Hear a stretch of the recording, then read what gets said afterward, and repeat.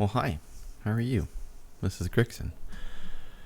So this is a key I did this week. It's a Necrotic week, it's a Spiteful week, it's Fortified. This is a 23 Necrotic week, and Necrotic week can kind of sneak up on you with all these little soldiers and all these bite bags. They attack fast and they can stack up quick. Thankfully, as Blood DK with our 4-piece, we have Dancing Rune Weapon up like all the time, so you can actually just drop stacks. It's much better than it was last season. Like we deal with this just fine. There's some tweaks I'm going to make to my route for Fortified as we get in these higher keys. I did not need to pull that guy. As you see, I'm kind of gearing up here for kind of a bigger key or bigger pull, and I'm already at like 20 something stacks. I don't have aggro on that harvester, which is bad. I'm losing aggro on these bags, which is bad. And this is with me blood boiling and stuff too. But hopefully my stacks drop here. If they don't, I am Night Fae, so I can run away. I can blink out if I need to. So they didn't drop right there, but I mean, this affix has been nerfed so many times, and that throw flush is just hitting everyone because it was just hectic for me, and I didn't do a good job getting my aggro first. So that was unfortunate, and we were overlapping kicks so much that drain fluids and stuff were just going off. It was kind of the first key of the day, and you know, it just got a little rough. So yeah, already back up to 30 something stacks, and that's with Dancing Rune Weapon going on. Oh look, it just fell off on its own, so that's nice. Yeah, you're gonna run into these kind of bigger packs where it's looking pretty scary and then it just goes away. Like, you'll just parry a bunch and then it'll just be gone. So one thing we want to do on these higher fortified keys, we want to deal with as little amount of collectors as possible. So this is an issue right here. These collectors are a big deal, and so we have a rogue, and we always run together, so our coordination can be pretty high to not have to do this with just a pug. Ideally, we want to stay away from these harvesters, not collectors, sorry, these harvesters as much as possible. The throw flesh just does so much damage if you're not reliably stunning it. It's just not worth it. Yeah, drain fluids, all this stuff is just scary. You know, of course, Necrotic can make things challenging. I think I actually do run during this one. I mean, look at this stuff going off. Yeah, I think I am going to run here. I think I do. I'm right up to 40 stacks, yeah. So actually, the woe pops, and I was able to just run with woe.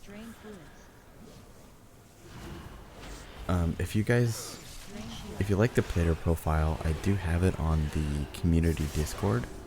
So if that's something you're interested in, we can definitely get you in there. I'll put a link down in the description, and you can find all these kind of things there. So like my UI, all the add-ons I use, all my routes, all that is on the community Discord.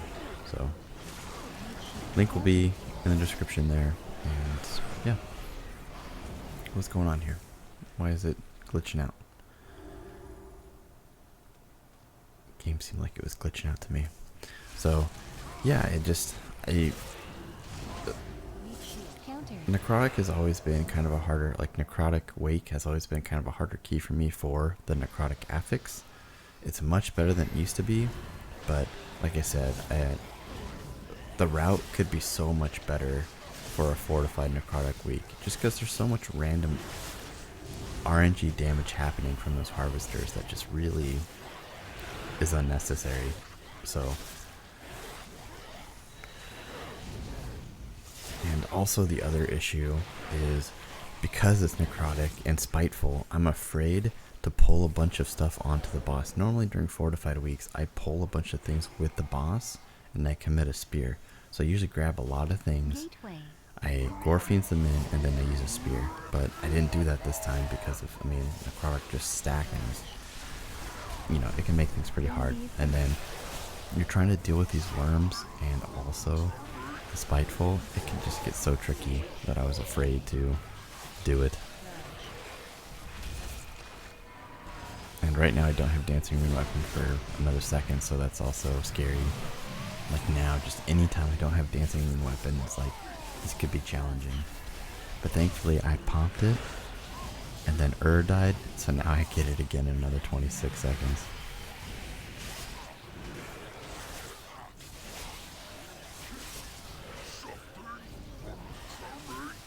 Alright, so yeah.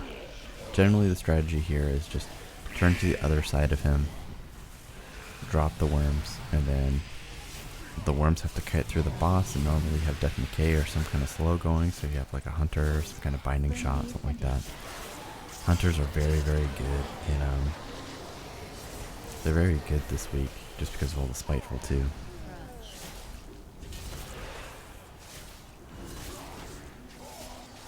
So yeah.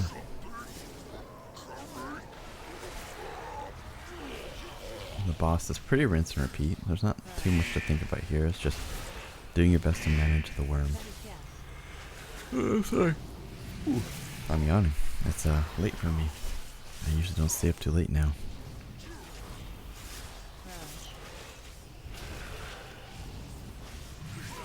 So now that we've been nerfed, we only go to 40 stacks. And we still do decent damage. Like 40 stacks is not too bad. And the big thing here is that it really opens up gameplay for other stuff. Like right now I'm Night Fae. I've been playing Night Fae all week. I like the mobility. I like being able to blink out of trouble if I get into trouble. And I also like I like the sturdiness I have with Night Fae. It's a very tanky spec or Covenant. So it's been very nice. If Necrotic was more of an issue, I probably would have been Kyrian with the Kalea Soulbind, because the strategy I used to do with that was, you know, Dancing Rune Weapon in the beginning. When it fell off, I would get to like 40 stacks Necrotic, use the vial so that way I'm immune to stacks and it would clear it. So there were little tricks I had to do, and I still could if I need to. 30 stacks is kind of nuts here. Dancing Runes, just unlucky. These soldiers attack so fast that... Oh, look, it just reset right there. It just reset on its own. I must have hit enough parries right there to let it reset. Yeah, these harvesters just throw flesh, and they're just hitting the team so hard that the more of these on a high fortified key you can avoid, the better. They just hit so much.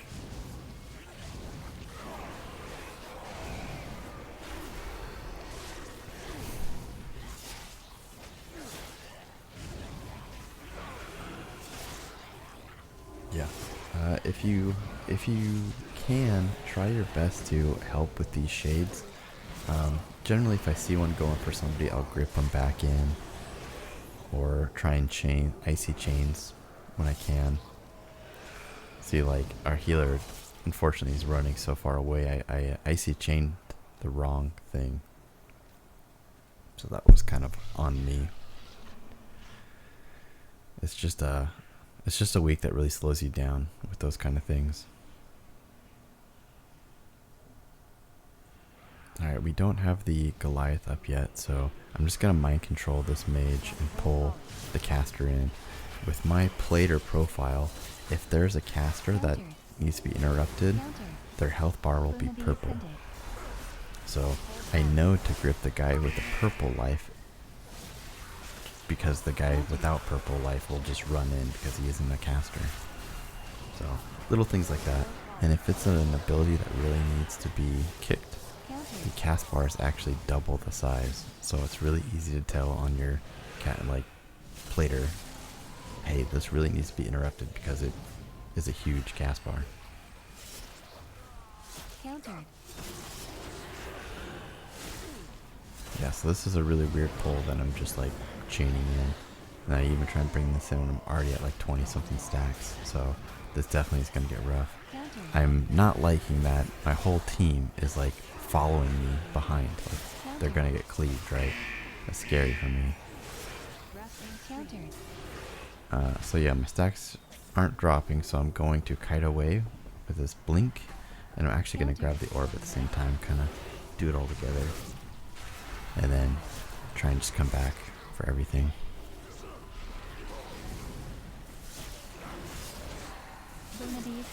I'm still running Bone Storm. So today I did a 24 SD that we didn't time. There were a lot of deaths, but I never died. Like, I don't know, right now, Blood DKs are in such a good spot that even on a Necrotic week, I feel so sturdy that I don't see a reason yet to use Purgatory. You know, this week can be rough, but I just haven't needed Purgatory yet. Especially having a priest. You know, the priest can put wings on you if he thinks you're about to die, and that's basically a cheat death right there. So if you don't know how the wings work, it's gonna make it so you take increased healing, so your death strikes are gonna do like almost double what they normally would. But then also, if you die under the effect of wings, you don't die. You just come back with some more life. So if you have a healer you play with a lot and he plays priest, you could probably delay going Purgatory for longer than you would in a pug. But yeah, I haven't felt super scared yet to where I think I really need it. Last season I needed it by like a 23 key. Like a 23 Fortified, forget about it. I'd be popping it often. And you know, that Frostbolt volley, I think I might actually make that a double cast bar as well, because that's not a big one, and I really want it to be. I want to know Frostbolt volley needs to be kicked right away. So I'm gonna make that change and update it on my Wagio, whatever that thing is. Yeah, Frostbolt volley is a big deal, especially on a fortified key, so I need to make that one that, you know, is obvious you want to kick it.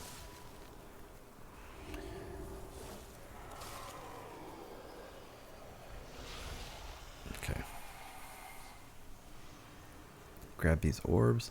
This is still the same old thing I always did. It's a little bit more scary with Necrotic, but we're gonna try our best here.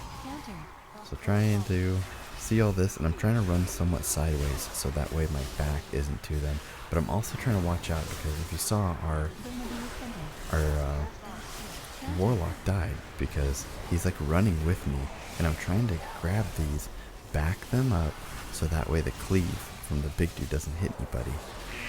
But that just kept happening. Like, he was following me, so I was like, okay, you're dead.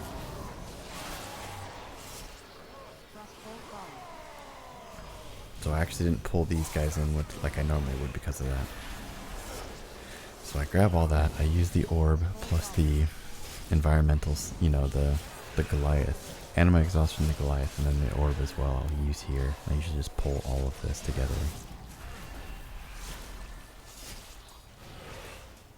And it ends up doing a bunch of damage.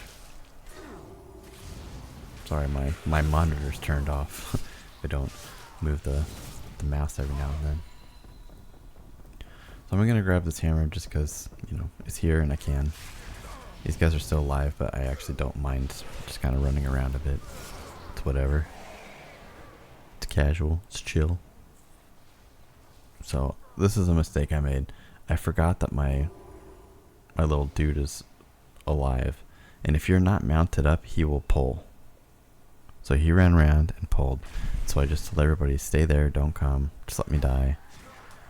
I mean, this death happened because I wasn't mounted when I went over that. If you're mounted, your pet spawn aggro. But since I walked over it, I had a ghoul out, I forgot, and yeah. He ran around and pulled, killed me. Alright. So we're kind of talking about who we're going to kick what.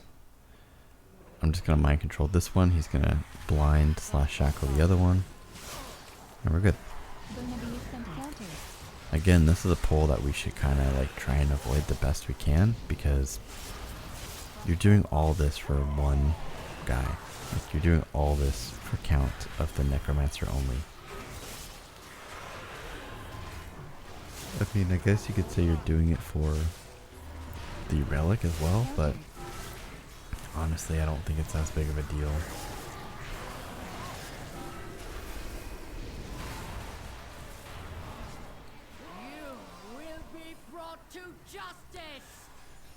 Alright, so I'm just going to kind of run over here, grab the orb, and yeah, you can kind of get the relics out early if you kind of just go to where the boss lands and get a head start on it, which is kind of nice. I always try and taunt the dismantler or whoever comes out, just to make sure that they're hitting me, because sometimes if you don't taunt and you don't have enough like AoE stuff happening, they can auto attack a friendly, like auto attack on your team. So I'm not sure what broke that shackle, but then we get 2 frostbolt volleys off with that. Thankfully, was still healing us, so that was really nice.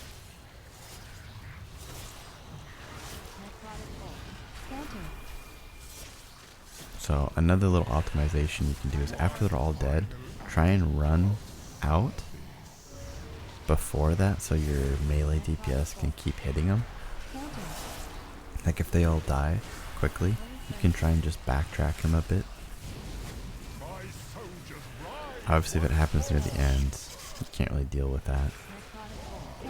So I'm trying to see who's around. So I'm like, alright, I'll grip this one in, he can change that one, that's all good. But now I don't have a grip for that one. So what I should have done is I should have kicked that one and then gripped him. And I just don't have grip yet. There we go. It's unfortunate it's near the end of the cast, so he is gonna blow up soon. So again, right now I could be running away, so my team can keep fighting when he does this. Right now we're forced to back out.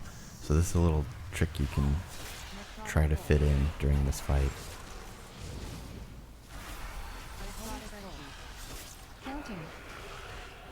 Alright. Good times. Easy boss. Fortified bosses in this place are easy, but traditionally this next zone is the hardest part for Blood DKs because of all the physical damage increase you're taking. And, you know, Blood DK model is take a lot of damage up front and heal it back. Well, if your team isn't doing a good job prioritizing this guy, then your physical damage is just going to stack up so much that you're going to pretty much almost get one shot. So, and with Necrotic as well, making it so you can't heal back that much, it can be a very big problem. So I can't stress the importance of really getting those stitch works taken care of fast. So our warlock was Destro for the beginning of the dungeon, and he's switching to demonology for the ending of the dungeon. So that way he can really help with prioritizing those stitch works. And so what he did was he just ported back to the beginning of the dungeon, like with his just portal, using like the Tome of Clarity to change the spec, and then just coming back in the dungeon. When he does that, it put him back at the second boss to be able to just take an angel right up. So he was just trying to take advantage of the specs that, you know, the 2 specs to what he felt was like the best of the ability to have more prio here and more AoE in the beginning with the large pulls. Which is, you know, that's not a bad idea. And it doesn't take long to do. So yeah, we're worrying about Spitefuls here. I should have gripped that one in. I was worried about my next pull. So I was kind of doing this one as somewhat of an intermission, trying to just get that collector out real quick. So yeah, the collectors and the harvesters do throw flesh, and it can hit pretty hard. Like look, if you saw when you look at throw flesh and then look at our teammate, like when throw flesh hits a teammate, it's pretty big damage. So in the next big fight, when you see those guys, whenever you see throw flesh happening, take a look at it. People are getting hit by like 40 to 50% of their life from them. Okay, this is starting. I have a lot of stacks, so I use my orb here. I use Dancing Rune Weapon, and I'm just praying the stacks fall with parry. I'm in trouble if they don't, and they actually did, which is great. Yeah, Bolt's got hit by a Spiteful there, and he may have been hit by a Throw Flesh. Here comes out one now. Okay, it might have been stunned. I think everybody was prioritizing that. And the Stitchwork has a lot of HP on a melee.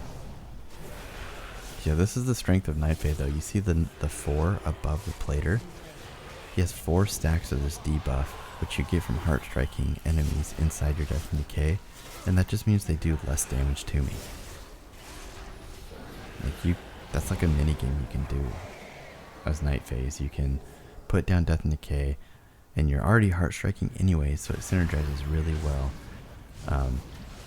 As you're doing it, like you're putting this big debuff on them to they do less damage to you while that's going on. And if you have 4 stacks on you, you have 20% increased strength. Like that's not including your endless rune bolts. So you'll get 40% strength from your 4 set, and then you will also get 20% strength just from being Night Fae inside your Death and Decay. So I see Night Fae getting significantly stronger now that it's only up to 40 stacks. The trouble I was having as Night Fae when the stacks were up to 75 was it felt bad to waste runes on hard casting Death and Decay and not spending that rune on a hard strike. I found it hard to get to 75 runes or 75 stacks at the time. So yeah, it feels really good now. It's easy to attain 40 stacks. It's easy to get max stacks after the nerf with it, and Night Fae is just very reliable. So as long as you're able to fight stuff in your Death and Decay, the Heart Strike Cleave synergizes very well, giving you that 40% strength from it, as well as whatever else. This pull was hard because I went into it without without Dancing Rune Weapon at the time. So when you're doing these higher keys, you need to really. That was such a good call. Oh my god, that grip saved my life. So I kind of run around a bit. I probably should have let the stacks fall off of me. The other stacks from the stitch work. It was like a second away, so that was kind of a misplay.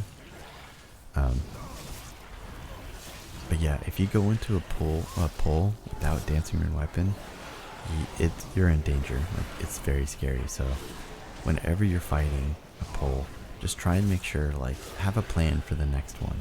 You need to be thinking, okay, the next pull is going to happen in the next 30 seconds. Will I have Dancing Rune Weapon up for that? If not, see if you can do a tombstone. You know, if you think, okay, I won't have this in time, let's do a tombstone. So I was trying to help him out and get in the way so he wouldn't take those hits, but he was kind of getting a little frantic, so it was hard for me to get in front of him. And sorry you're getting the kind of late night Bob Ross jazz voice. You know, everybody's sleeping, and yeah, just trying to be quiet, but also still put out content. And as a 23 Necrotic Wake, I thought this would be a good one to, I don't know, show you guys what we've been up to as a push group. This one's a 23. We tried the 24 Sanguine Depths after this one, and you know, we completed it, but we were like 4 minutes over. And that's another one we'd have to adjust the route for such a hard Fortified week. With all these Spitefuls and Sanguine Depths, we definitely had deaths to Spiteful, just because it's such a narrow area for it. Alright, so I made sure I had Dancing Rune Weapon ready for this place. And of course, I'm using Bone Storm to dump, you know, runic power, and I'm already back up. So, yeah. Still doing decent damage. And we're just, I mean, like I said, we hit 40 stacks, no problem now. It's not an issue. Really the only issue now is just trying to make sure that I keep Dancing Rune Weapon alive as long as I can, because now it's off and I'm going to start taking Necrotic stacks fast. So I just start kiting. Like, I don't want to waste Dancing Rune Weapon again, because the next pack is going to be hard too. So I ended up making the choice to kite. Oh, never mind, I actually did use it again. Okay, that was a misplay. I shouldn't have done that. So I just make sure I have all my stacks, and I think I'm going to Tombstone pretty much like as soon as 10 seconds are up.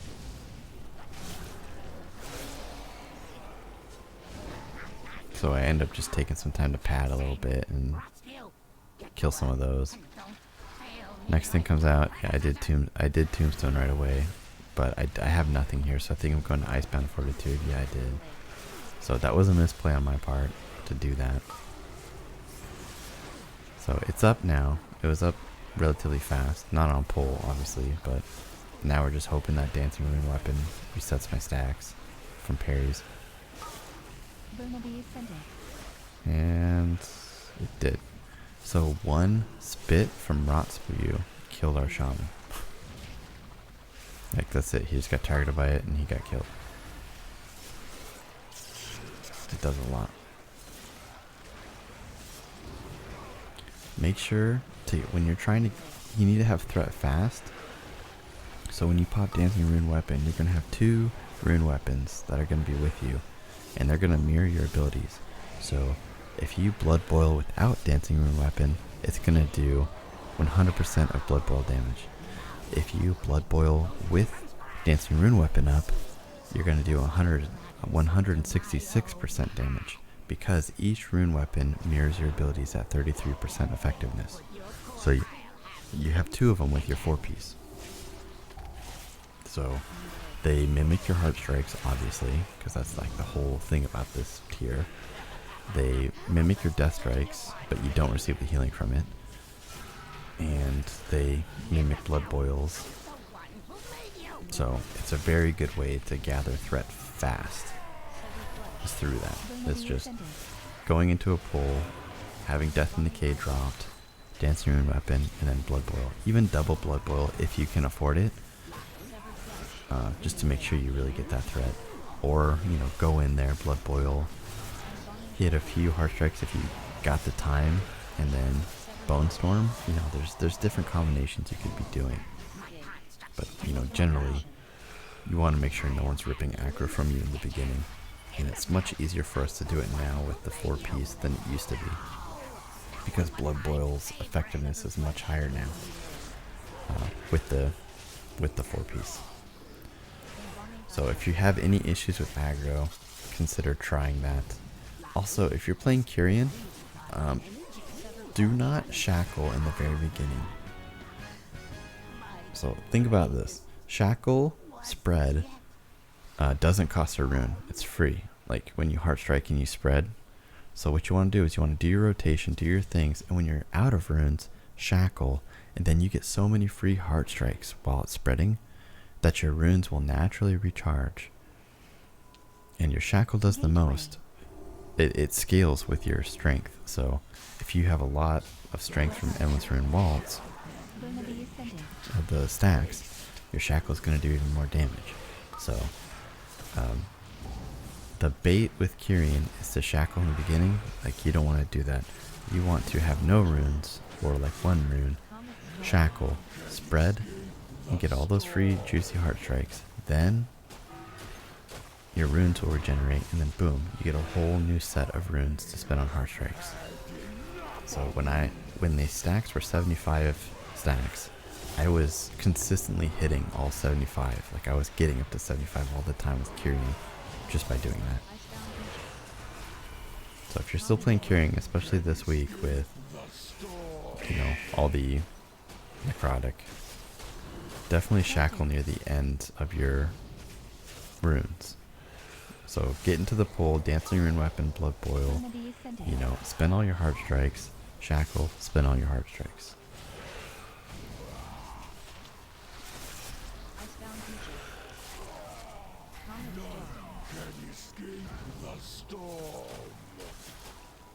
So I could have done more damage in this key. You know, we had a lot of issues happen, so I'm still doing like 11.2k overall, right? So I don't actually know what to end up with. I'll have to look in a minute. But, you know, it's a non-tyrannical boss, and we have 4 minutes left to kill him, so 12 deaths though, we actually lost a minute. So that's not ideal. But again, all those harvesters and collectors, just the throw flesh does so much damage as you get up there on the fortified keys.